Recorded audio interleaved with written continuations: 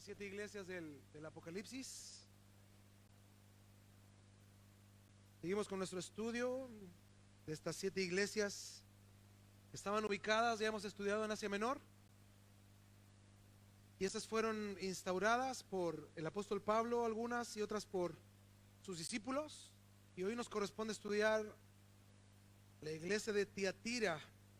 Así que nos vamos raudamente a Apocalipsis capítulo 2, versículo 18. Apocalipsis 2, 18. Esa es la carta más larga que Jesús envió a una de las iglesias. Es interesante darnos cuenta cómo este texto muestra una condición actual de la iglesia. Ya hemos visto que todas las cartas muestran una condición actual, pero vamos a ver que esta en particular muestra una situación muy contemporánea, y vamos a salir de muchas dudas respecto a lo que el texto explica en sí mismo. Apocalipsis 2:18 dice el mensaje a Tiatira: y escribe al ángel de la iglesia en Tiatira, el Hijo de Dios, el que tiene ojos como llama de fuego y pies semejantes al bronce bruñido, dice esto: yo conozco tus obras y amor y fe y servicio y tu paciencia, y que tus obras postreras son más que las primeras. Pero tengo unas pocas cosas contra ti, que toleras que esa mujer Jezabel, que se dice profetiza, enseñe y seduzca a mis siervos a fornicar y a comer cosas sacrificadas a los ídolos. Y le he dado tiempo para que se arrepienta, pero no quiere arrepentirse de su fornicación. He aquí, yo la arrojo en cama y en gran tribulación a los que con ella adulteran, si no se arrepienten de las obras de ella. Y a sus hijos heriré de muerte, y todas las iglesias sabrán que yo soy el que escudriña la mente y el corazón, y os daré a cada uno según vuestras obras. Pero a vosotros y a los demás que están en Tiatira, a cuantos no tienen esa doctrina y no han conocido lo que ellos llaman las profundidades de Satanás, yo os digo, no os impondré otra carga. Pero lo que tenéis, retenedlo hasta que yo venga. Al que venciere y guardare mis obras hasta el fin, yo le daré autoridad sobre las naciones, y las regirá con vara de hierro, y serán quebradas como vaso de alfarero, como yo también la he recibido de mi Padre. Y le daré la estrella de la mañana. El que tiene oído, oiga lo que el Espíritu dice a las iglesias. ¿Qué le parece si oramos antes de estudiar el texto? Señor, te damos gracias, tú eres bueno con nosotros, por la bendición que nos das de tener tu palabra en nuestras manos y poder leerla, Señor, sin ningún problema, sin ningún inconveniente. Nuestro país incluso tiene leyes donde podemos hacerlo con libertad. Te damos gracias por eso. Gracias porque podemos traer nuestra Biblia a este lugar y leerla y ver, Señor, certeramente lo que ella dice, y así tu Espíritu Santo pueda hablar a nuestros corazones. Ayúdanos a que podamos ser ministrados por tu palabra, que tu palabra, Señor, se haga vida en nosotros, te rogamos a través de Jesús. Amén. Tiatira era la ciudad más pequeña y menos importante de las 7 ciudades descritas en los capítulos 2 y 3 de Apocalipsis. En la historia no tenemos registros de que los cristianos en Tiatira sufrieran una significante persecución. No había en esa ciudad en particular mucha persecución, ni política ni religiosa, pero Tiatira sí era un centro de negocio e intercambio importante, porque Tiatira tenía muchos gremios comerciantes, y cada gremio tenía su jefe patronal o su patrón. Entonces, cada gremio de trabajadores le rendía tributo o culto a un dios en particular, algunos de ellos romanos o dioses griegos. La palabra Tiatira significa sacrificio continuo, y eso nos explica un poco cómo la ciudad tenía muchos templos para adoración a distintos dioses, griegos y romanos, y por lo tanto había mucho paganismo en la zona. Y esta ciudad era distinguida porque en esta ciudad se fabricaban telas muy finas, dentro de ellas una de las telas más famosas de las que habla la Biblia, que es la púrpura, y esta tela muy fina la usaban solo ricos y reyes. Y vamos a ver una referencia respecto a la púrpura en Hechos capítulo 16, versículo 13, y respecto a la ciudad de Tiatira. Hechos 16, 13.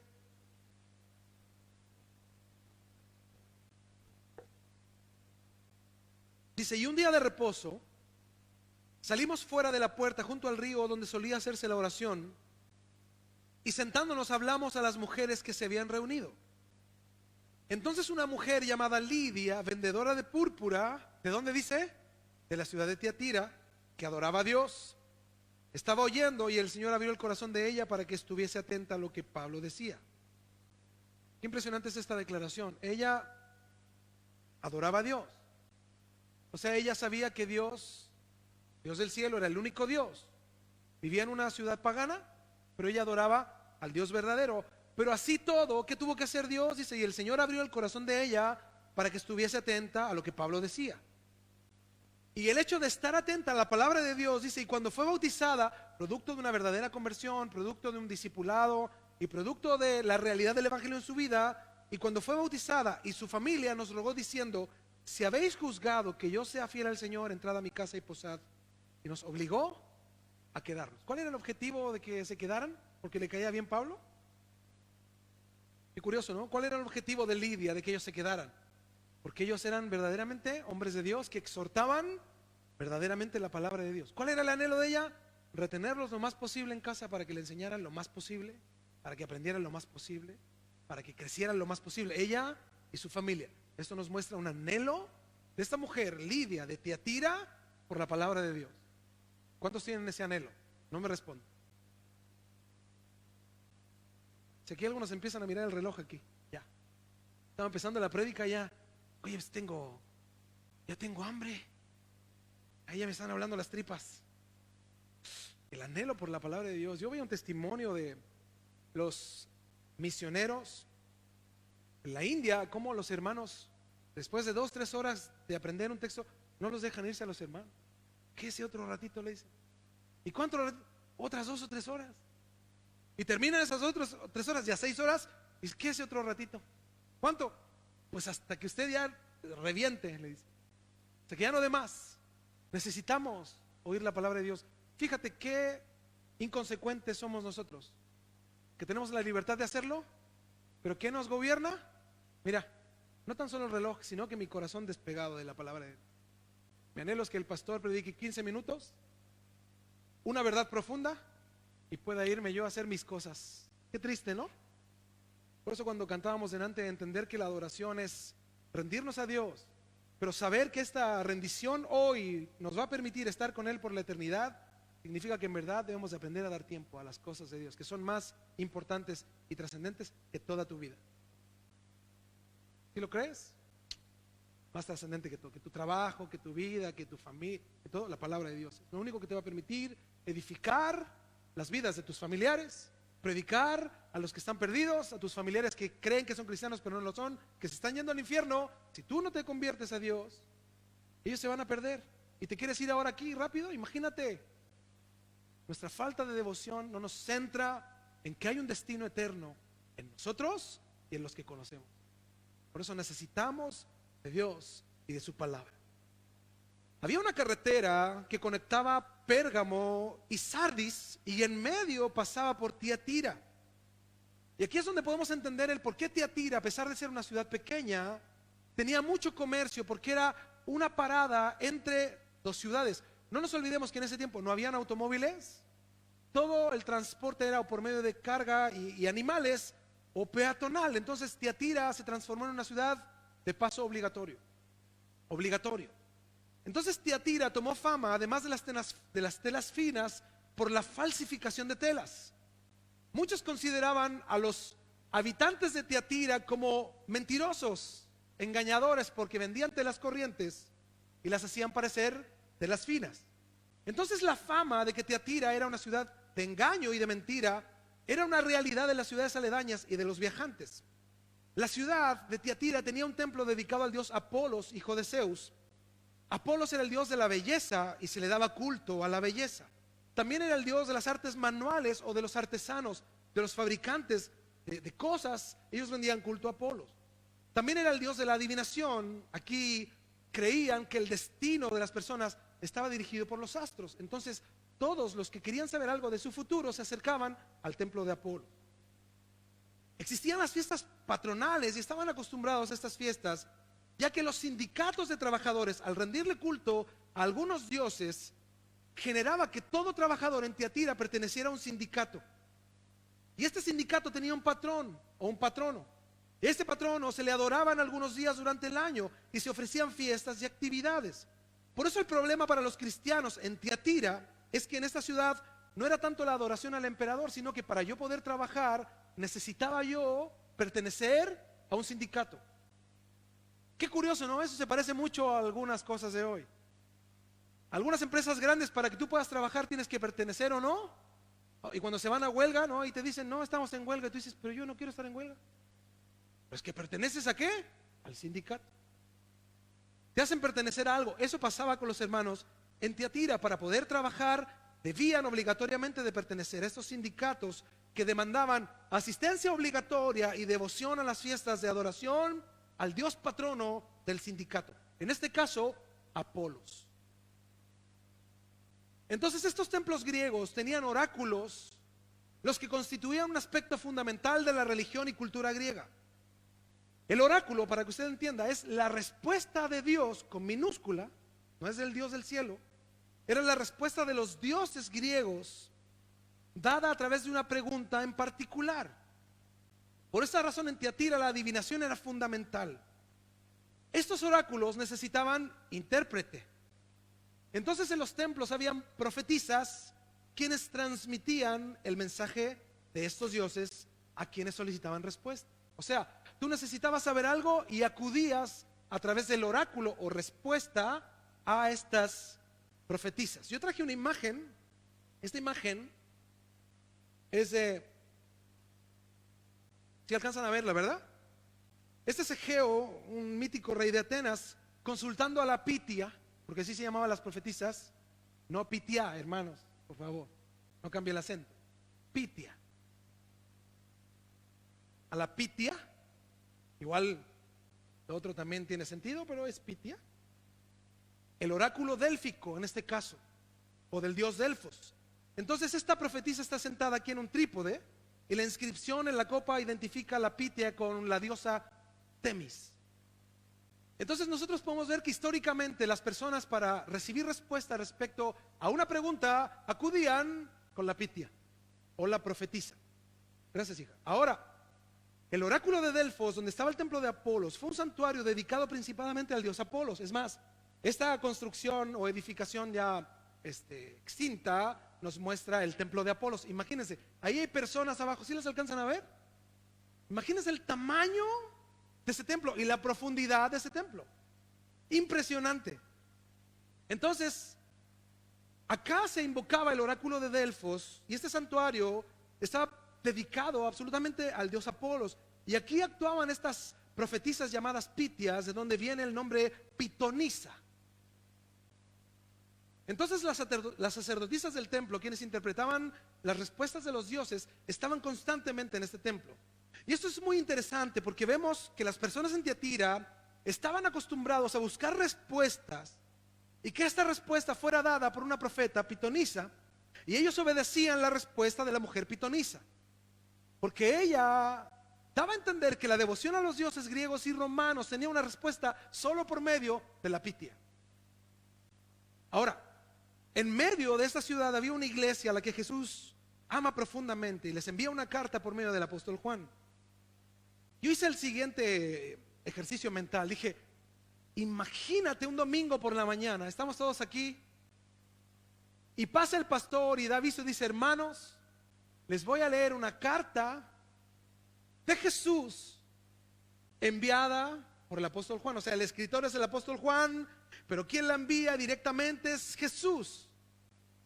¿Se imaginan? ¿Qué sentirían ustedes? El mensaje que les voy a dar hoy día es una carta de Jesús. ¿Puedes imaginarte la expectación de la iglesia? Si puedes pensar, ¿te imaginas a la gente? Yo imagino que ninguno estaba como algunos de nosotros hoy, un poco indiferentes. ¿Se imaginan la expectación? ¿Qué? Y no me avisaron para no venir, digo. No me dijeron nada. El anhelo por saber qué manda a decir el Señor debe de haber sido impresionante. Este es el cuarto mensaje, es la carta más larga de todas. Sin embargo, esta iglesia, como les decía, estaba en el poblado más pequeño de todos. Apocalipsis 2:18. Y escribe al ángel de la iglesia en Tiatira, o sea, escribe al pastor, el responsable de la iglesia. Gracias. ¿Quién debía de ser el que recibía la carta? El pastor. El pastor, el responsable. Qué fuerte, ¿no? Yo pienso en eso y digo, ¿qué pastor quiere recibir una reprimenda de Dios? Porque miren, la gente de las iglesias quieren que las bendiciones, las cosas buenas, las actividades, la administración de los dineros, todo lo que tiene que ver con hacer cosas buenas, lo hagamos todos. No, pastor, hagamos un grupo de, entre todos deberíamos hacerlo. Pero las reprimendas,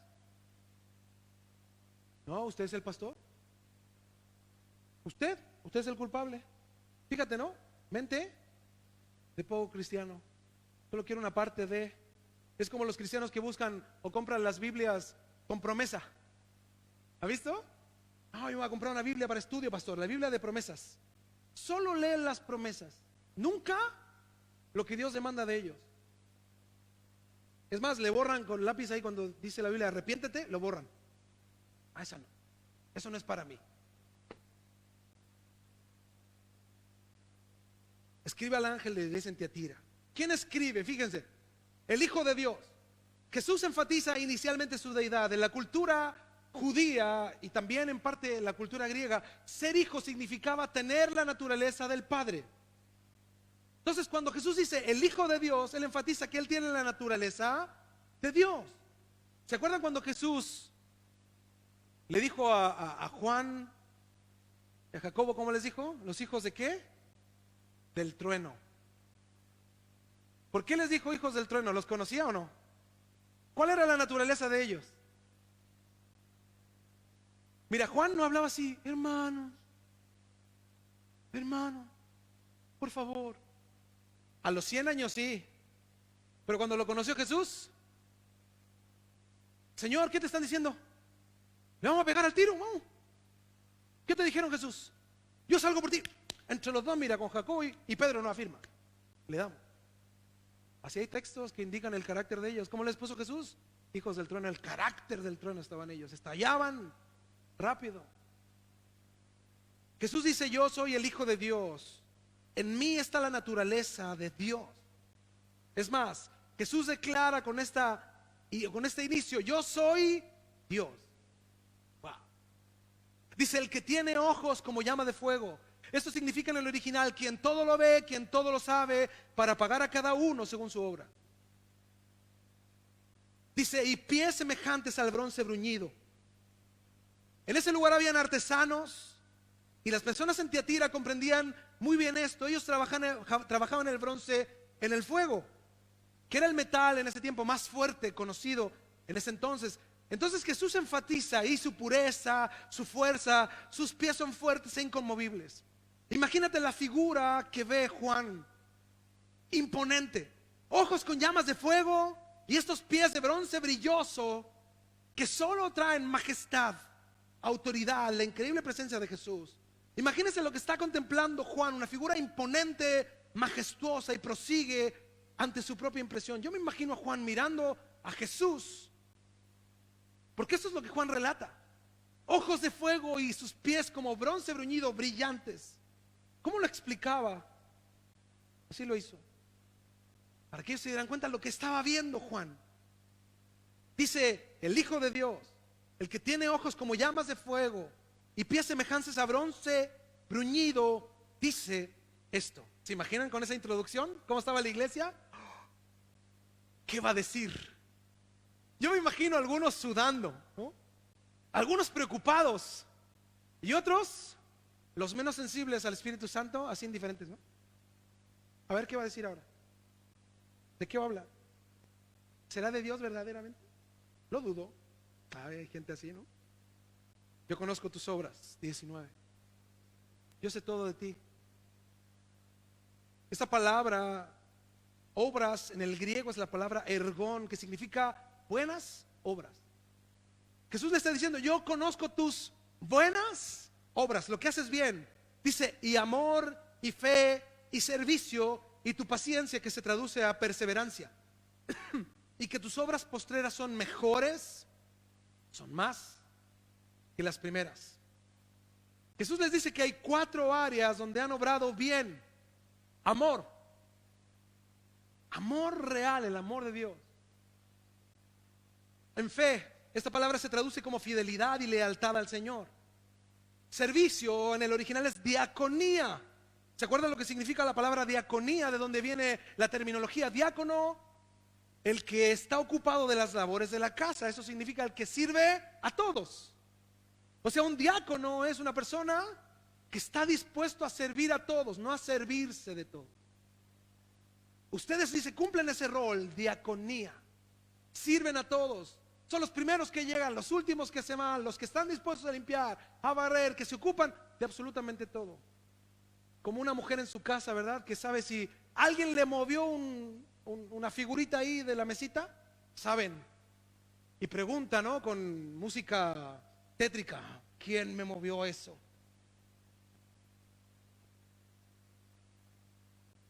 Y todos nos miramos, ¿no?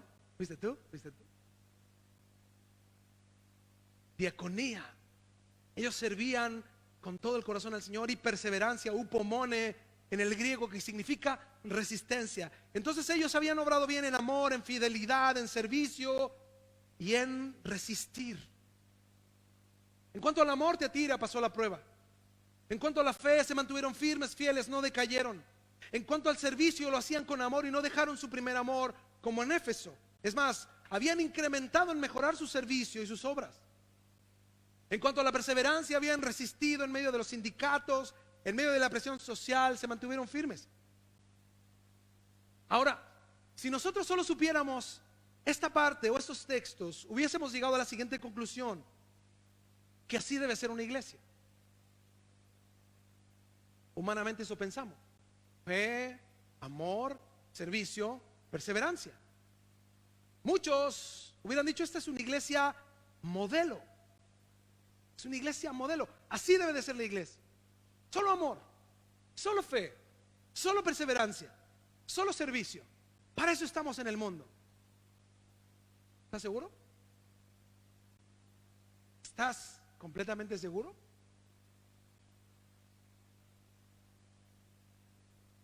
Hoy hay una doctrina que se llama reduccionismo. Son cristianos que reducen todo a unos cuantos principios y descartan la totalidad de la palabra de Dios. Solo toman una cosa y lo toman como un principio completo. No se olvide que la Biblia tiene 66 libros, 1500 años de historia, múltiples autores, se escribió en 3 continentes, y es por eso que Pablo insistía en predicar, dice la Biblia, todo el consejo de Dios. Todo. Jesús les dice que ellos estaban bien en amor, fe, servicio y perseverancia. Entonces, ¿en qué estaban mal? Pastor, pues eso es todo, ¿no? Estaban mal en que se volvió una iglesia permisiva, una iglesia que toleraba cualquier cosa sin confrontar el pecado. Versículo 20: pero tengo unas pocas cosas contra ti, pocas pero graves, que toleras. Esta palabra en el original significa permites, que te quedas callado, haces vista gorda. Que esa mujer Jezabel, que se dice profetiza, se llama a sí misma, se atribuye ella un don espiritual, enseñe y seduzca a mis siervos a fornicar, a cometer actos inmorales y a comer cosas sacrificadas a los ídolos. El centro de la corrupción en la iglesia de Tiatira es una mujer a la cual Jesús llama Jezabel. Aquí quiero yo hacer un alcance. Hoy en la iglesia y en muchos lugares se habla de esto como un espíritu, pero la Biblia nos dice claramente que esto en Tiatira no era un espíritu, era una persona. Y yo he visto en iglesias que dicen, atamos al espíritu jezabélico. ¿Te ha oído eso, no? A las Jezabeles. Hermano, la conducta de esa mujer, que ahora todo va a tener un poco más de sentido, trajo destrucción a la iglesia. Es más, hay muchas personas que hoy actúan tal como la Jezabel de Tiatira, pero muchos lugares los llaman profetas. Ahora vamos a ver a qué grupo perteneces, porque yo he visto estas semanas, viendo esto, bajé algunas cosas y vi, estamos plagados de Jezabeles. Pero ¿sabes lo más curioso? Es que debajo de los videos de estas mujeres y hombres también, la gente toda dice amén. Aceptan el mensaje de la mujer que no es de Dios. Ahora, quizás el nombre literal de esta mujer no era Jezabel, sino el título que representa claramente a esta mujer profetiza con estilo propio dentro de la iglesia. Pero esta mujer seguía el patrón de Jezabel en el Antiguo Testamento. Es más, Jezabel o el nombre tiene una asociación fuerte con la esposa de Acab, ¿verdad? El rey Acab. Y solo darle el nombre ya nos hace a nosotros pensar cómo es esta persona. Por ejemplo, si tú a tu hijo le pones Judas, ¿qué le pondría Judas a su hijo? Nadie, ¿verdad? Juditas, nadie, ¿verdad? ¿Por qué? Porque con el nombre que tienes asociado, traición, ¿verdad? Engaño, maldad. Pero el nombre Judas significa alabanza. Qué triste, ¿no? Como un hombre pudo cambiar la historia de un nombre. ¿O alguien le pondría a su hijo Hitler? No, ¿verdad? ¿Qué lo haría? Entonces, esta es una fuerte connotación, llamar a esta mujer dentro de esta iglesia Jezabel, esta mujer que era uno de los personajes más malvados del Antiguo Testamento, quien intentó combinar la adoración a Dios con la adoración a los Baales. Ella tenía un récord impresionante de maldad. Ella, dice la Biblia, que ella comía todos los días con 400 profetas para Baal en su casa, en el palacio. 400 profetas todos los días, rodeada de idolatría. Ahora, esta Jezabel en la iglesia de Tiatira no era en realidad una profetisa, porque el texto dice que ella solamente decía que era una. Es como vimos la semana pasada, o hace 2 semanas, no recuerdo bien, esto de Balaam, que muchos cristianos creen que Balaam era un profeta de Dios. Y la Biblia nos muestra que Balaam no era un profeta de Dios, era un falso profeta. Era ¿se acuerdan lo que era? Un vidente.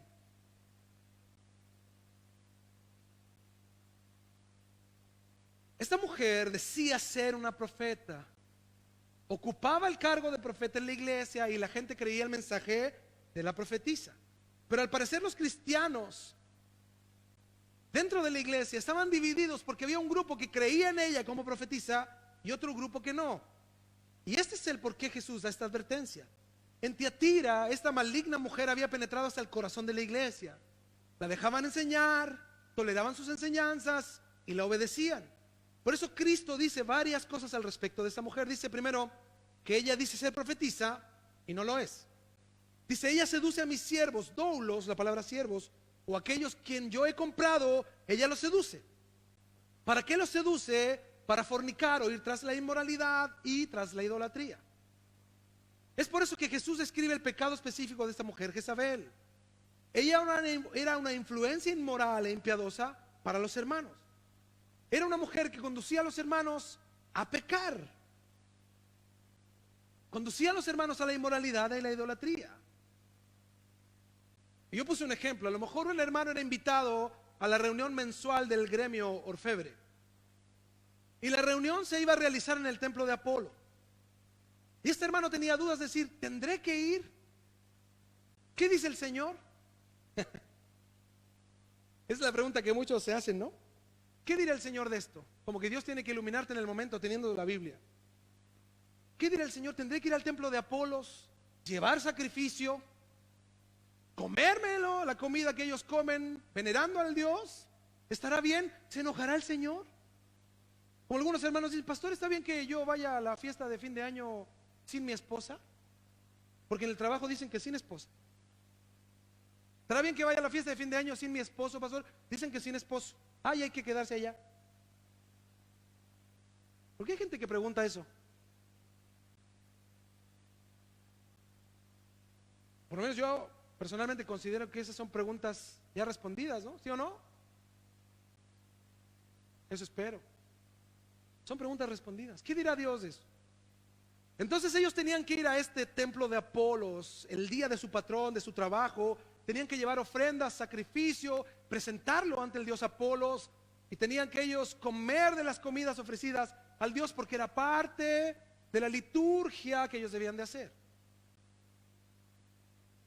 Ahora ellos, en vez de acercarse con su pastor y de leer la Biblia, los escritos, ¿qué hacían? Iban con Jezabel. Decían: hermanita Jezabel, ¿qué opina usted? ¿Qué dirá el Señor de esto? Y esta mujer les daba una palabra profética. Así dice el Señor: yo estoy contigo, hijo mío. No te desampararé ni te dejaré. ¿Ve que ocupan textos así como para embolar la perdiz? No te dejaré ni te desampararé, aleluya. El Señor va contigo, hermana. Tienes que ser luz en las tinieblas. Sé luz. Ve a la fiesta de Apolo. Dios no se enoja, solo sé luz. Mira, una persona que no tiene la convicción necesaria para rechazar esas invitaciones, ¿podrá ser luz? ¿Podrá ir a esa fiesta y ser luz? Seamos honestos. Si cuando a veces estás con tu familia te avergüenzas del evangelio, imagínate con los desconocidos en tu trabajo, que te conocen que no eres ni cristiano, ni saben. Imagínate, ellos tenían que ir al templo de Apolos, llevar ofrendas y caer en la idolatría. Y ya conocemos qué otras cosas significaban adoración a los dioses. No nos olvidemos que los dioses de los templos griegos habían prostitutos y prostitutas sagradas, con los cuales se tenía relaciones sexuales ilícitas para adorar a los dioses. Entonces Jezabel permitía y alentaría a los hombres a ir con esta palabra pseudo profética. Pero cuando los hombres iban, caían en inmoralidad e idolatría. Hay un comentario, Barclay se llama, que dice que ningún comerciante o tratante podría esperar prosperar o hacer dinero a menos que fuera miembro de un gremio de comercio. Entonces los cristianos vivían bajo esta gran presión de pertenecer o no a un gremio, porque si no pertenecías a un gremio, no tenías trabajo. Un antiguo cristiano llamado Tertuliano escribió sobre los cristianos que vivían del comercio, que estaban conectados con la idolatría pagana. Decía él: un pintor podría encontrar trabajo en templos paganos, o un escultor podría haber sido contratado para hacer una estatua a un dios pagano. Y ellos, siendo cristianos, se justificaban diciendo: esto es con lo que vivo y debo vivir, ¿cómo no lo voy a hacer? Tertuliano respondió: vivere ergo habes, esto significa debes vivir. Muchas personas creen que prestando servicios al mundo viven para Dios. Qué absurdo. Esto muestra que tan terrible era el pecado de Jezabel. Ella corrompía a los siervos de Jesús que le pertenecían a él, que fueran sin ningún obstáculo a ofrecer comidas a los ídolos, que cometieran actos inmorales y que se alimentaran de la idolatría. Por eso Jesús dijo en Marcos 9:42, no lo busque, dice: cualquiera que haga tropezar a uno de estos pequeñitos que creen en mí. Mira, cualquier persona que te diga que puedes hacer algo contra Dios y que Dios te entiende, él está pecando contra Dios y se está haciendo pecar a ti. No te dejes aconsejar de cualquiera. No, hay gente que tiene buenas intenciones, sin duda, buenas intenciones, pero no mensaje de Dios. Pon atención. Lo que la Biblia ministra a los hijos de Dios es que vivimos en el mundo, pero, termina usted el texto, no somos del mundo. Esta mujer entonces, viendo la historia, cumplía una función similar a las pitias, a las profetisas de los templos de Apolos. Ellas daban un mensaje de parte de los dioses griegos, y esta mujer dentro de la iglesia daba un mensaje de parte del Dios del cielo. Entonces el problema de esta mujer no era simplemente ser falsa profeta, sino que la iglesia y quienes dirigían la iglesia permitieron que esta mujer enseñara, que tuviera un lugar de autoridad en medio de la congregación. Ahora mi pregunta es: ¿cómo es que verdaderos cristianos, que estaban caminando bien en las áreas del amor, la fe, el servicio, la perseverancia, se dejaron arrastrar por esta mujer? ¿Cómo es que verdaderos cristianos decidieron que esta mujer tuviera una palabra más preponderante e importante en la iglesia que la mismísima palabra de Dios? ¿Sabes cuál fue mi respuesta? Que la mayoría de los cristianos comenzamos con altos grados muchas veces de fe, pero en el tiempo muchos cristianos decaen en su fe y necesitan algo tangible. Necesitan mirar a alguien, que alguien les hable. Muchos cristianos no creen que porque alguien exhorta la palabra de Dios y hace un exégesis es la palabra de Dios. Pero si viene alguien y se para al lado tuyo y tiembla y te dice el Señor, te dice, uy, hasta se derriten.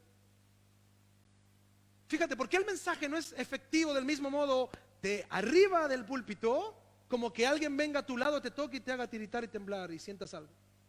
¿Sabes por qué? Por la falta de fe de muchos. Porque creemos que así es el mensaje de Dios. Hombres que te hablan un oráculo. Qué curioso, ¿no? Fíjate, eso es brujería en la iglesia. Hombres que te hablan a través de oráculos, que te responden lo que tú quieres oír. Pastor, ¿puedo orar al Señor para ver si hago un negocio? ¿Qué te dice la Biblia? Hermano, vamos a orar para que Dios abra la puerta. Cierre las demás. En el nombre de Dios. Mira, la Biblia te dice, primero para hacer un negocio tienes que hacer algo muy simple. Siéntate y calcula. Para hacer un negocio, siéntate a ver si eres capaz, calcula, pon en orden todo. Eso dice la Biblia. O sea, yo tengo al Señor en mí y yo sé que Dios quiere prosperarme y que me vaya bien. Dios tiene un trato conmigo, pero también sé que hay normas bíblicas para yo establecer las cosas de mi vida. Tengo que regirme a lo que la palabra dice. Esto no se trata que alguien ore por ti y te abra el entendimiento y ¡pum! Todo resulte. No, se trata de la voluntad de Dios. Porque yo me siento, planifico y después oro, Señor, ¿es tu voluntad? Y si no hay respuesta, ¿qué haces? Necio alguno, ¿verdad? Algunos bien cerrados y siguen y no importa. En vez de entender que Dios quiere otra cosa de ti. ¿De qué le sirve a Dios prosperarte, bendecirte si te vas a perder? ¿De qué le sirve a Dios? Por eso la palabra es clara, busca el reino de Dios y su justicia. Búscalo a Él. ¿Quieres hacer algo? Búscalo a Él. ¿Quieres lograr algo? Búscalo a Él. Ríndete a sus pies. Que tu familia, tu esposa conozcan a Dios. Ríndete a Él. Lo que pasó en Tiatira fue que toda la gente quería una respuesta inmediata, así como los oráculos en los templos de Apolos. Apocalipsis 2:21 dice lo que pasaba con esta mujer. Voy a leer el 20 para ir contextualizando. Pero tengo unas pocas cosas contra ti, que toleras, haces vista gorda, te quedas callado, que esa mujer Jezabel, que se dice profetiza, ella misma se llama así, enseñe, primero, y seduzca a mis siervos a fornicar, a cometer actos inmorales y a comer cosas sacrificadas a los ídolos. Y le he dado tiempo. Aquí Dios está hablando de su longanimidad, extendiendo su paciencia. Dice, ¿con qué objetivo? Para que esta mujer se arrepienta. Fíjense, Dios no ha actuado aún. Dice, yo sé lo que hace. Le envío un mensajero para que cambie y se arrepienta. Le he dado tiempo para que reconsidere, para que deje de hacer lo que hace y se arrepienta. Nosotros acá tenemos varios casos. Cuando David pecó, se calcula que aproximadamente entre el pecado de David y cuando vino Natán a reconvenirlo, pasaron 9 meses. Dios le dio a David 9 meses donde Dios le dijo, arrepiéntete. Arrepiéntete. ¿Y qué hizo David? Guardó silencio hasta que vino Natán. Dios le dijo a Noé, construye un arca, porque voy a destruir todo ser viviente y toda la tierra. Así que predica arrepentimiento. ¿Qué hizo Noé? Predicó arrepentimiento. Tardó 120 años en construir el arca, 120 años pregonando arrepentimiento. La gente tuvo 120 años para arrepentirse. ¿Cuántos se arrepintieron? Nadie. Hasta que vino el tiempo, vino la lluvia, se cerró la puerta, Dios la cerró y se cerró el arca. Una pregunta. ¿Habrá alguien aquí hoy que vino, justo vino hoy, mira, para esta pregunta? Todos me miran así como que, ¿qué va a decir? ¿Habrá alguien aquí hoy a quien Dios le está dando tiempo para que se arrepienta de algo? Algunos ponen cara de, yo no. Perfectos, ¿no?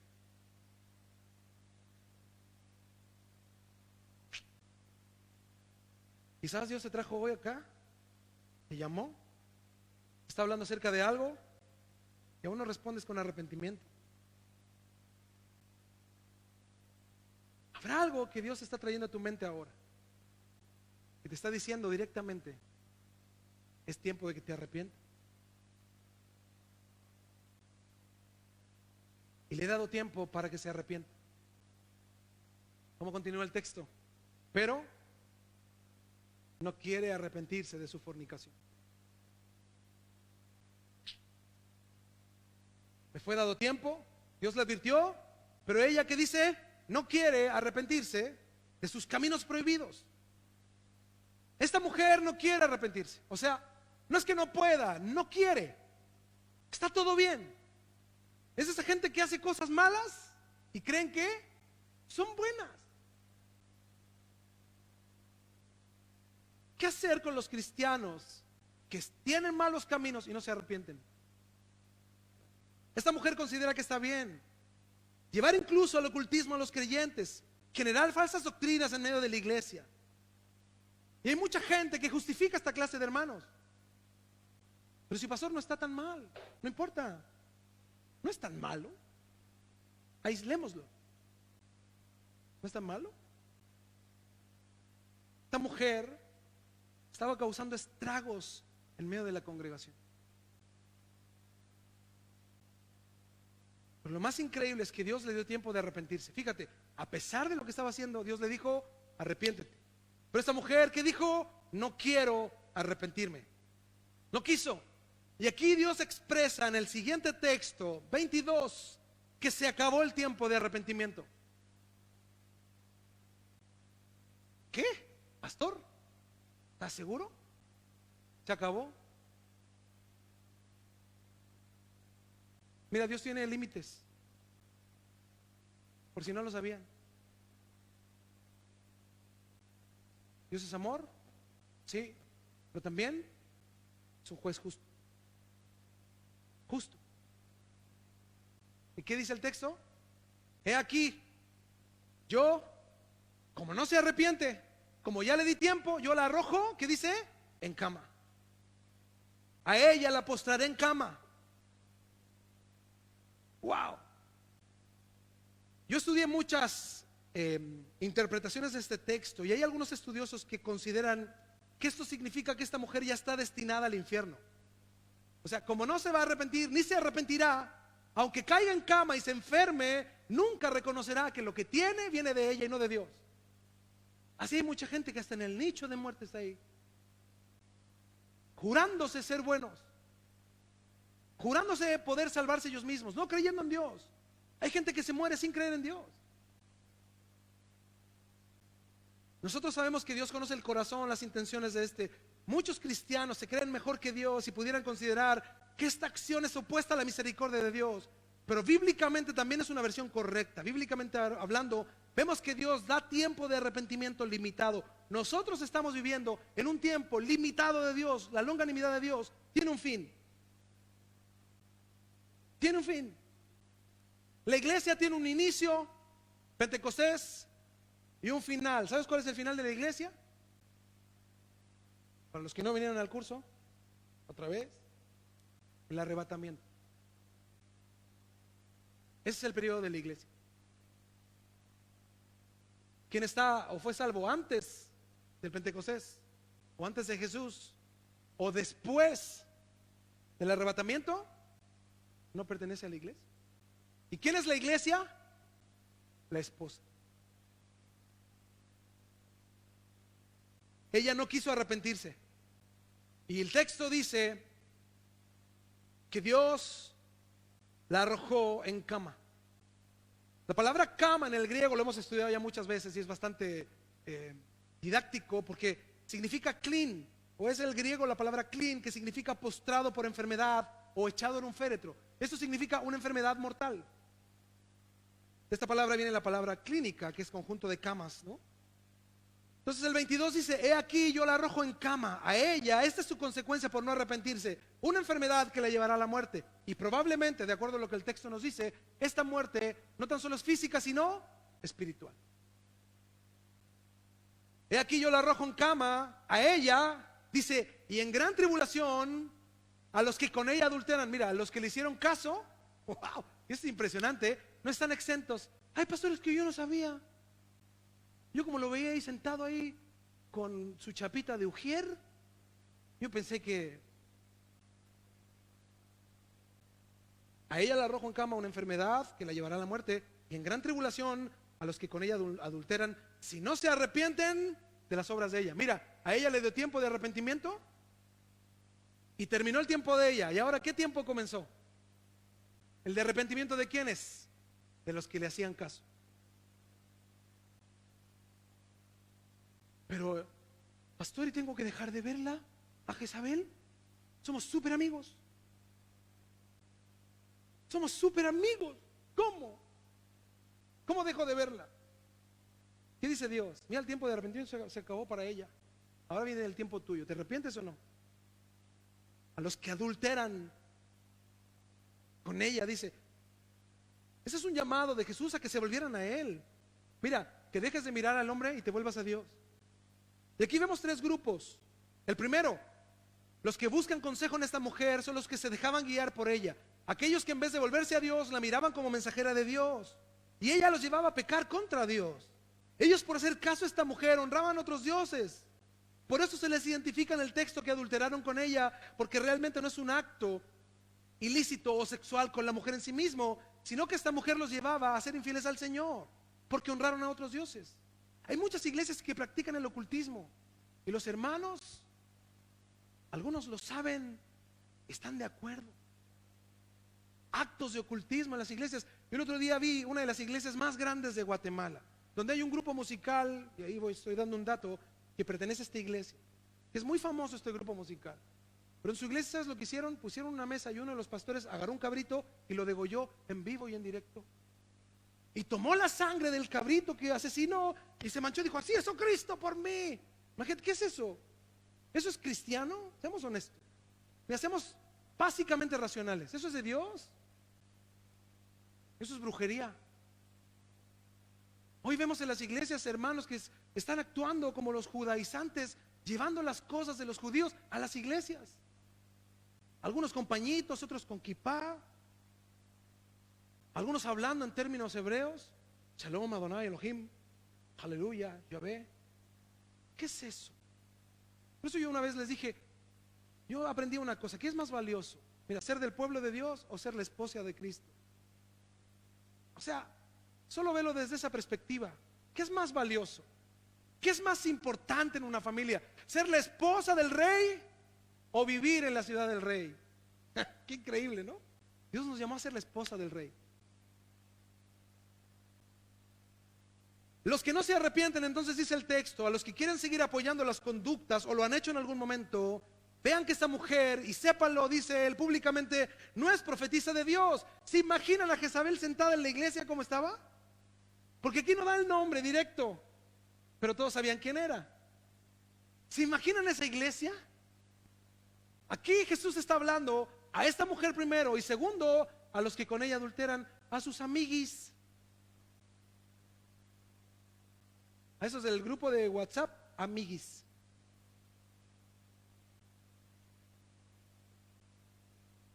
Jesús está diciendo, ella no es profetisa mía.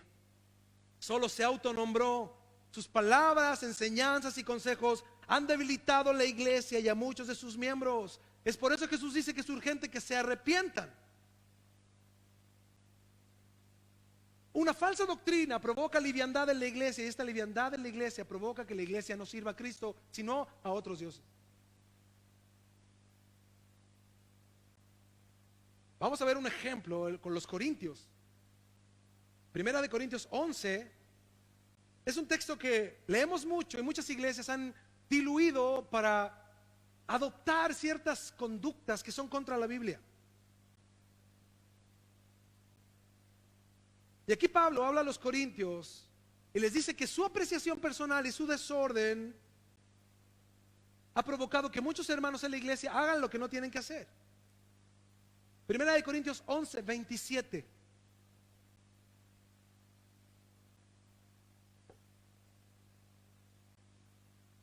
Y aquí Pablo está haciendo referencia a la cena del Señor, el vino y el pan. Dice Primera de Corintios 11, 27. De manera que cualquiera que comiera este pan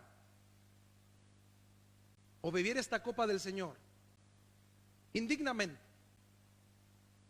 Indignamente significa quien no le da el peso a esto, quien no le da el valor real, quien lo hace tolerando el pecado en su vida, quien lo hace de manera más litúrgica que real, quien no entiende lo que esto significa, que no lo entiendes. Por eso que hay iglesias que, por ejemplo, permiten cenar a los niños. Santa Cena le dan a los niños. Un niño tiene convicción de pecado, sabe que Cristo le perdonó sus pecados todos, es que es salvo, lo absoluto. Entonces lo toman como, ay, pero ¿por qué no va a comer el niño? Como que es una comida. No, es un acto de fe. Cualquiera que comiera este pan o bebiera esta copa del Señor indignamente, dice, será culpado o culpable del cuerpo y de la sangre del Señor. O sea, no es inocente, sino culpable. ¿Se entiende? 28. Por tanto, antes de hacerlo, dice, pruébese cada uno a sí mismo, examínese cada uno a sí mismo. ¿Entiendo lo que hago? ¿Por qué lo hago? ¿Me arrepentí realmente de mis pecados? ¿Tomo el vino y como el pan de manera correcta? Pruébese cada uno a sí mismo y coma así del pan y beba de la copa. Porque el que come y bebe indignamente, fíjense, otra vez indignamente, sin discernir el cuerpo del Señor, quien no entiende lo que está haciendo, quien lo hace como una liturgia, quien tiene liviandad, quien ni siquiera se ha bautizado y quiere ser parte de la cena del Señor, dice, juicio come y bebe para sí. Este texto explica y esta frase explica que no es salvo por comer Santa Cena. Es más, es culpable. Cuando te mueras o venga el Señor, había que tomar Santa Cena, Señor. Eres culpable del cuerpo y de la sangre del Señor porque estás haciendo algo de lo que dices saber, pero en realidad solo te espera juicio, no salvación. Por eso los que participamos de la Santa Cena lo hacemos con gratitud, porque es un recordatorio de la muerte, sepultura y resurrección del Señor, lo cual imitamos en el bautismo en agua. Muerte, sepultura, resurrección, pero también hay una promesa. ¿Cuál es? Y volverá. 29, porque el que come y bebe indignamente sin discernir el cuerpo del Señor, juicio come y bebe para sí. Pero el 30 es impresionante, dice, por lo cual, o sea, por haber comido tolerando el pecado en su vida, creyendo que no había problema, no dándole el valor que tiene. Iglesias donde los niños comen, donde viene un borrachito a la Santa Cena y le dan, porque según se le va a quitar la curadera. Así escuché un hermano, dele Santa Cena al borrachito, para que se curte, para que quede bueno y sano. Hermanos, fíjense cómo tomamos lo santo como profano. Un borracho, ¿qué va a entender de la Santa Cena del Señor? Si usted cuerdo no entiende, ¿qué le queda al borracho? Por lo cual, por esta liviandad, hay muchos enfermos y debilitados entre vosotros y muchos duermen. Enfermos, griego, asdenés, que significa enfermo, frágil, sin fuerza. Y aquí hay una doble implicación: enfermo espiritual, incapaz de buscar a Dios, tan débil que ni siquiera aquí puede levantar manos. Se siente por dentro que es fuerte en Dios, pero mira, no tiene ganas, no quiere, se siente, porque en realidad es débil. Está débil, enfermo espiritual y también físicamente. Enfermedades causadas por menospreciar a Dios. Qué increíble es eso, ¿eh? Por supuesto, no todas las enfermedades son por estar en pecado, ¿no? Como Job, que fue una prueba para fortalecer lo que saliera a la luz, su integridad. Pero a veces Dios sí disciplina, envía cosas a sus hijos para que le busquen. Una vez una hermana se acercó conmigo y me dijo: pastor, tengo crisis de pánico. Y ahí tiritaba así. Y le dije: ¿qué es lo peor que te puede pasar? Porque quien tiene crisis de pánico, ¿a qué le tiene miedo? ¿A que se muera, sí o no? ¿Qué es lo peor que te puede pasar con crisis de pánico? Que te mueras, ¿sí o no? Yo también tuve en algún momento. Y entendí eso de Dios. ¿Qué es lo peor que me puede pasar, Señor? Y era joven, sí, no fue ahora, ya cuando era chamaco. ¿Qué es lo peor que me puede pasar? Y el Señor me ministró en ese tiempo, yo siendo miembro de una iglesia, que te puedas morir. Pues sí, fíjate, la mente del hombre, ¿no? Y dije, ¿y si me muero? Ahí está el problema. ¿Dónde me voy? El problema no era morirse. El problema no es morirse. El problema es a dónde te vas y te mueres. Y ahí es donde las crisis de pánico, cuando yo tenía mi seguridad en Cristo, fíjate, cuando yo tenía seguridad en Cristo y venían, y decía, ¿qué es lo peor? Y ahí todo nervioso, ¿qué es lo peor que me puede pasar? Morirme. Y si me muero, me voy con el Señor. Pues ya. ¿Sabes lo que le pasaba a la crisis? Se iba. Hasta que llegó un momento donde ya no venían y no vinieron más. Es más, y si algo pasara, ¿dónde está nuestra esperanza? ¿Dónde está tu esperanza? Algo, tú eres nervioso, ¿no? Así nervioso. Ay, pastor, como que me traga el cielo, me chupa, así raro. ¿Qué es lo peor que te puede pasar? Seamos honestos, mira, racionales. ¿Qué es lo peor que te puede pasar? ¿Qué es lo peor que nos pueda pasar? Morir, ¿sí o no? Es lo que el hombre menos quiere, porque nuestra naturaleza es vivir. Pero el problema no es morir. El problema es dónde te vas. Mira, si tú tienes la seguridad de que te vas con Cristo, aunque vengan esas, o porque es opresión, ¿verdad? Cuando viene esa opresión, ¿dónde está tu seguridad? ¿En que Dios te lo va a quitar? ¿O en que Dios está en control? ¡Wow! Si Dios está en control, vas a estar ahí temeroso, pero sabes que no dependes de ti ni de tus fuerzas. Es Él. Y hay que orar como Pablo. 3 veces clamé al Señor que quitara este aguijón de mí. ¿Y qué dijo el Señor?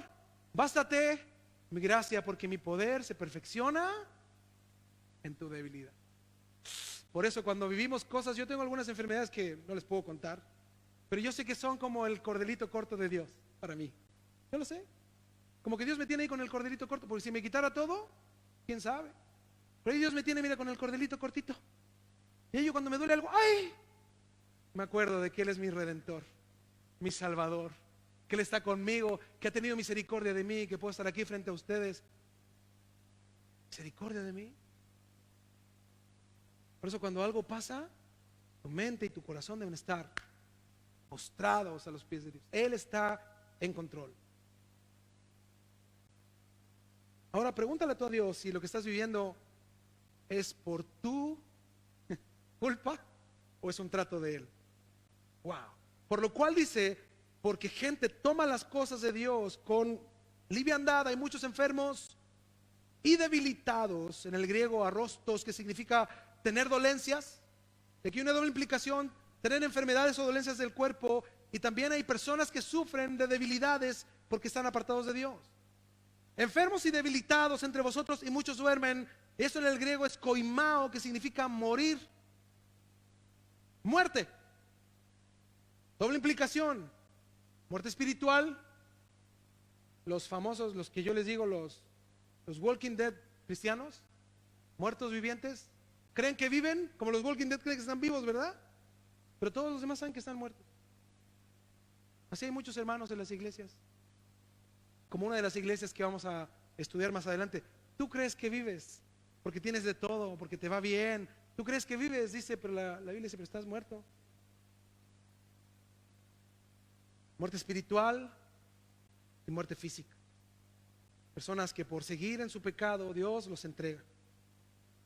Este mismo versículo yo lo tomé de varias versiones. Arcas Fernández dice: ahí tenéis la causa de no pocos de vuestros achaques. Tomar las cosas santas livianamente. Ahí tienen la causa, dice, de no pocos de ustedes, de sus achaques y enfermedades, e incluso de bastantes muertes. Qué fuerte, ¿no? ¿Dónde está el amor de Dios y la misericordia? Ese es el amor de Dios. Tiempo de arrepentimiento. 2:22. He aquí yo la arrojo en cama, de Apocalipsis, y en gran tribulación a los que con ella adulteran, a los que no se han arrepentido. Dice, si no se arrepienten de las obras de ella. El primer grupo es el grupo de los simpatizantes de esta mujer, los que le hacían caso, a los que les caía bien.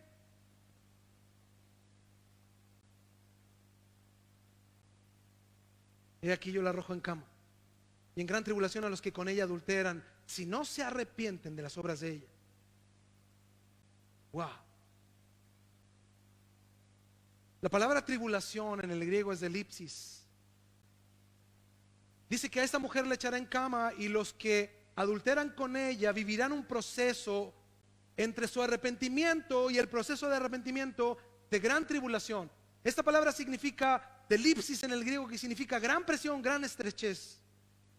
Está hablando que tendrán estrechez económica, espiritual, o sea, que hay una consecuencia producto de haberle hecho caso a esta mujer.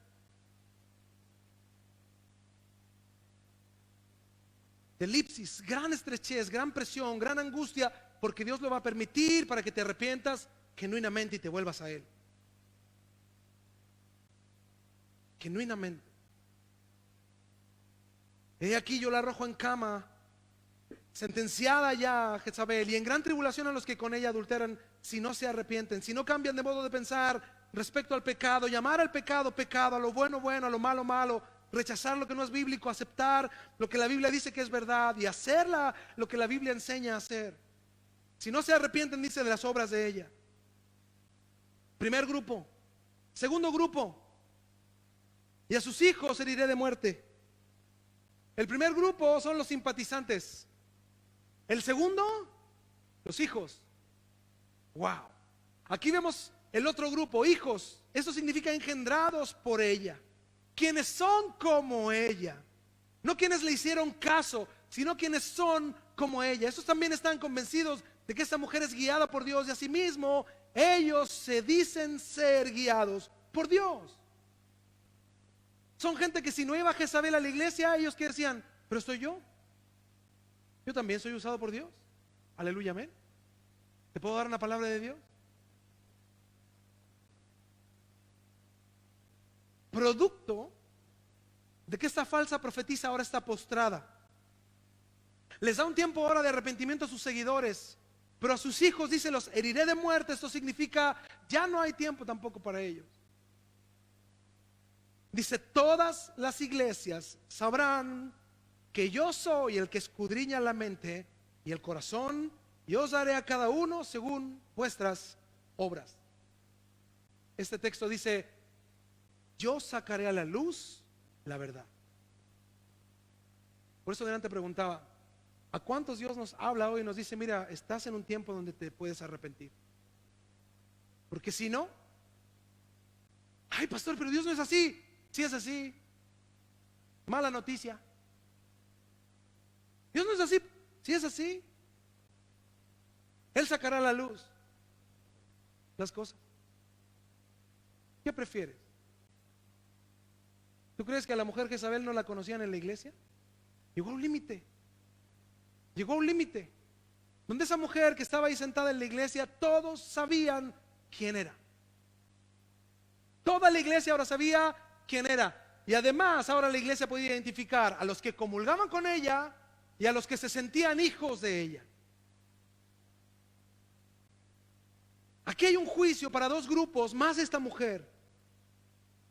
Gente que fue motivada a hacer aparentes buenas obras, pero guiadas por Satanás. Ahora, este texto no está diciendo que mis obras contribuyen a mi salvación, para nada. Está hablando que las obras revelan las condiciones del corazón. Las obras permiten conocer y ver lo que está dentro de alguien. Mira, un cristiano verdadero siempre hará como consecuencia buenas obras. Ahora, un falso cristiano también puede hacer buenas obras, pero tarde o temprano muestra lo que hay dentro, el porqué de sus buenas obras. Yo una vez conocí a unos cristianos bien generosos, que hacían sus cumpleaños de sus hijos e invitaban a algunos hermanos. Yo consideré que era generoso porque invitaban a algunos que ni conocían. Entonces estaban ahí como en la iglesia con una listita así. Ay, no, cumpleaños. Algunos, no a todos. Y un día escuché un comentario de ellos. Le dije, oye, ¿por qué invitan a algunos hermanos? No, es que dijo, nosotros escogemos a los que llevan mejor regalo.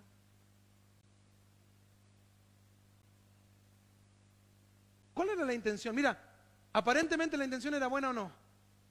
Para compartir, no, para que vayan a mi casa. vamos a comer rico. Pero ¿cuál era la intención del corazón? Qué triste, ¿no? Y ahora veamos al tercer grupo, ya descansemos, el 24. Pero a vosotros, aquí todos nos sentimos de este grupo, ¿no? Y a los demás que están en Tiatira, ¿a cuántos no tienen esa doctrina? Y no han conocido lo que ellos llaman las profundidades de Satanás. Yo os digo, fíjate el cartel que tenían, ¿eh? Ese era el problema, nadie decía nada. Habían hermanos consagrados a Dios que sabían que en medio de la iglesia habían peladores, cagüineros, había gente mala que guiaba a las personas contra el evangelio. ¿Pero qué hacían? Nada, que Dios les ayude. Es buena la hermana Jezabel, yo la encuentro buena, es simpática, cocina rico. Wow. Toleraban. Dice, a los que no practican esas doctrinas y no han conocido lo que ellos llaman las profundidades de Satanás, o doctrinas profundas, y acá el texto dice que no vienen de Dios, sino vienen de ¿qué? De Satanás. Por eso cuidado con las manifestaciones en muchas iglesias. Mucha gente considera que muchas manifestaciones vienen de Dios, pero la Biblia nos exhorta que muchas cosas no vienen de Dios, porque Dios transforma las vidas. La manifestación más grande del Espíritu Santo en el corazón del hombre, ¿sabes qué es? Tu vida transformada. No las lenguas, no la profecía, no la danza, no el cántico, no la emoción, no el llanto. Es tu vida transformada de acuerdo a la palabra de Dios. ¿A qué prefieres, hermana? Les voy a decir a las hermanas. Un hombre llorón aquí en la iglesia, ay padre, ay, que llore y se derrame, o un buen esposo. ¿Qué prefieres? ¿Qué prefieren? Pues sí, ¿no? ¿Y qué necesita tu esposo para ser un buen esposo? ¿Qué necesita? Dilo fuerte. A Dios. ¿Necesita llorar? Te pongo aquí llorón. Ay. Ahí dale un codazo y dile, cambia mejor. ¿Qué lloras? ¿Para qué lloras? No sirve. Una mera manifestación de algo que probablemente ni siquiera es el Espíritu de Dios. ¿Saben lo que me impresiona? Es cómo termina Jesús esta frase. A ustedes, los que no se han metido ahí, los que me buscan, los que han crecido en fe, en amor, en perseverancia, en servicio, dice, no os impondré otra carga. Wow. Los que no tomaron las doctrinas o abrazaron las doctrinas de Jezabel, quienes no participaron en las profecías, quienes no se afirmaron en ellas, Dios les dice, no os impondré otra carga. Sigan como están. ¿Te imaginas que Dios te diga eso? A todos nos gustaría que Dios nos diga eso. Sigue como estás. Dice, pero lo que tenéis, retenedlo hasta que yo venga. O sea, sigue como estás, no te canses, manténlo. No hay ninguna otra carga, no te impongo nada. Lo que tienes, lo que haces bien, manténlo hasta tu último respirar, hasta que yo venga. Por eso dice el 26, al que venciere, esta palabra en el original es al que persevera. Y guardaré mis obras hasta el fin, yo le daré autoridad sobre las naciones. Y las regirá con vara de hierro y serán quebradas como vaso de alfarero, como yo también la he recibido de mi Padre. Los que perseveran han puesto en evidencia que son salvos. En cambio, los que se apartan también dan en evidencia de que no son salvos. Pero a vosotros y a los demás que están en Tiatira, dice el 24, a cuantos no tienen esa doctrina y no han conocido lo que ellos llaman las profundidades de Satanás, yo os digo, no os impondré otra carga, pero lo que tenéis, retenedlo hasta que yo venga. Al que persevera, al que venciere y guardare mis obras hasta el fin, que se conduzca en lo que se ha conducido hasta ahora, yo le daré autoridad sobre las naciones. Al que se mantiene puro en medio del error, yo le daré autoridad. Reinará con mi hijo, está diciendo el texto, y la regirá con vara de hierro, incorruptible, insobornable, y serán quebradas como vaso del alfarero. Como yo también, dice, la he recibido de mi Padre. Cristo reinará en la tierra, gobernará el mundo justamente, rectamente. El reino perfecto que todos hemos esperado está y será real en Jesús. Y le daré la estrella de la mañana al que persevere. Tu recompensa, ¿sabes quién es? Mira, no es una morada celestial, no es una corona en el cielo, no es la calle de oro y el mar de cristal. ¿Sabes cuál es tu recompensa? Es mejor que eso. Es Cristo.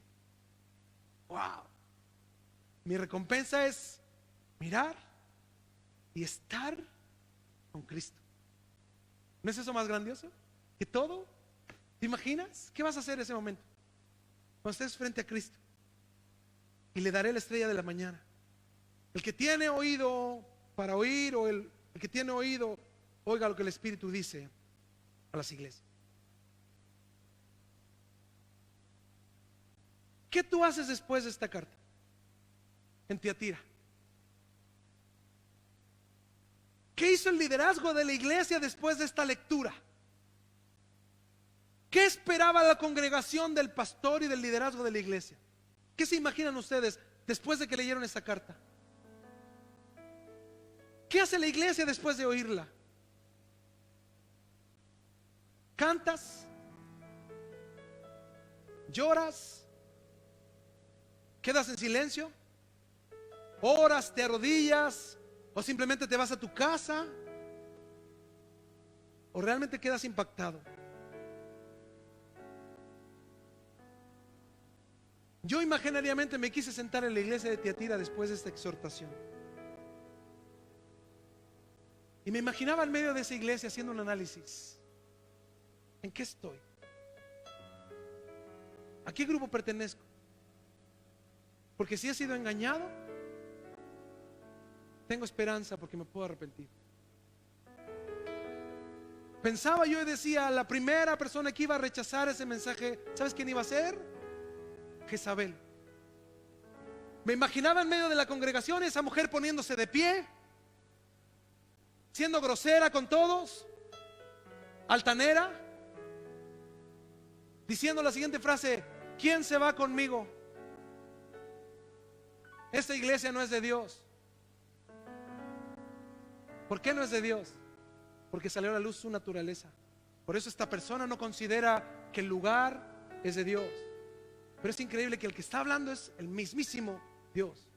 Y me imagino a esta mujer haciendo ahí un show y convocando a sus hijos. Y ahí se paran 2 o 3 y corroborando la palabra que sus hijos tampoco se querían arrepentir. Por eso estaban destinados a la muerte. Porque ellos estaban convencidos de que esta mujer tenía razón en lo que decía y en cómo actuaba.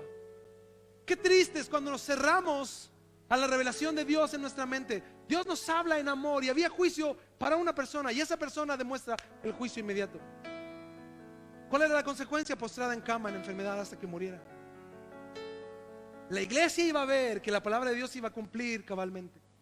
Aunque esa mujer, en mi imaginación lo estoy diciendo, no estoy diciendo que eso está en el texto. Ella se para y hace alarde de sus dones y se va y la siguen sus séquitos, sus hijos. Yo imagino que ahí quedaron los que cayeron con ella, los que en base al consejo de ella se equivocaron, hablaron mal de algunas personas, se enojaron con otras, se aislaron de otras, generaron bandos dentro de la iglesia porque ellos avalaban las conductas de una mujer torcida. Y me imagino que después de salir esta mujer de la iglesia, y me imagino que después de sus hijos salir de la iglesia, a lo mejor querer jalar a algunos a la fuerza y llevárselos, me imagino que en esa iglesia comenzó un mover del Señor de restauración y arrepentimiento genuino. Porque cuando Dios exhorta al arrepentimiento, siempre va a mostrar lo que está mal en nosotros para que lo quitemos. Porque cuando lo quitamos, ¿sabes lo que ocurre en nosotros? La misericordia de Dios se hace tangible y entiendes que el llamado al arrepentimiento de Dios, mira, es para salvación y no para condenación. Yo me imaginaba mientras terminaba el estudio y decía yo, ¿qué hubiera hecho ahí? A lo mejor al ver que esta mujer se puso de pie y dio sus gritos, al ver a otros siendo groseros, altaneros, al retirarse de la iglesia, a lo mejor los invadió un silencio. Los invadió un silencio. Y ahí en la iglesia estaba el mismo Espíritu Santo de Dios ministrándoles, diciéndoles: arrepiéntanse. Yo creo que todos podemos sentirnos hoy del grupo que no está contaminado. Pero te digo algo, la iglesia hoy está tan contaminada tantas ideas tan raras, hermano. La mayoría carentes de humildad, tan extrañas.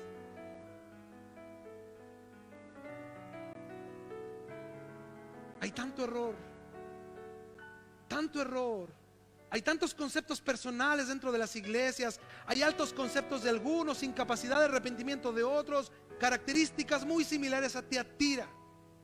Por eso debemos de rogar al Señor que nos ayude, porque a la luz de la palabra, hay muchos errores que cometemos como cristianos. Hay muchas cosas que hacemos que no están dentro del orden bíblico, y eso debe de nosotros generar un arrepentimiento genuino. Fíjate, yo pensaba y decía, ¿qué hubiera hecho yo en medio de esa iglesia? ¿Y sabes cuál fue mi conclusión? No me quedaba otra que tirarme al suelo y llorar. Y llorar. Y decir, qué grande es la misericordia de Dios, que Él mismo, por medio del apóstol Juan, exiliado en la isla de Patmos, se acordó de una pequeña iglesia en una localidad pequeña, que tenían un tan grande problema, que esta iglesia había tolerado este problema. Ahora Jesús los hace responsables.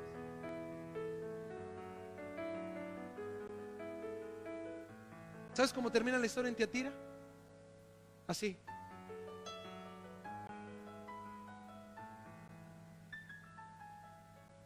En ruinas.